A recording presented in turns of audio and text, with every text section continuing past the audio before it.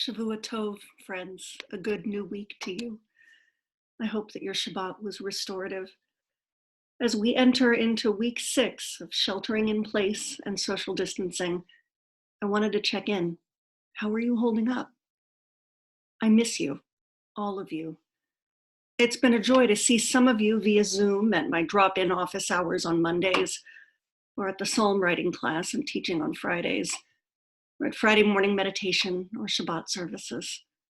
And I look forward to continuing to see you over Zoom or hearing your voice by phone or receiving your emails and texts, since right now those are the modalities available to us. So here's a funny thing that I'm starting to think maybe isn't a coincidence. At the start of the new Jewish year, way back last fall, both of my Chavruta partners and learning buddies, that's Rabbi Megan Doherty, who's the Jewish chaplain at Oberlin, and my colleagues on the board of Bayit Building Jewish, both Rabbi Megan and the Bayit board felt called to study the writings of a rabbi known as the Piazetzner. His name was Kalman Kalonymus Shapira. He's also known as the Aish Kodesh, or the Rabbi of the Warsaw Ghetto. So the Piazetzner was writing from the Warsaw Ghetto in a time of profound fear and anxiety and deprivation and illness. And yet he found a way to cultivate hope, even in those terrible times.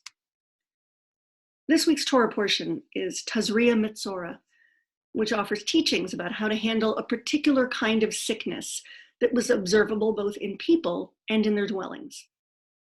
Both human beings and their homes could become contagious and needed to be quarantined for a time. Whoa, that resonates in a whole new way this year. And the Piazetzner tells us that the scholar Rashi, who lived around the year 1000, says this teaching is really about treasure hidden in the walls of the houses of the Amorites, whom our ancient ancestors conquered when we moved into the Promised Land. The houses would be marked as having tzarat, and then they would be demolished and we would find treasure in them. So the Piazetzner asks, if the point is that there's treasure in the walls, why wait 7 days? Why not just knock them down and get the gold? His answer is this: because the waiting helps us cultivate faith that good things will come. Even in a difficult time, he writes, quote, when there is no school for our children, no synagogue in which to pray with a minyan, no mikveh or ritual bath, unquote.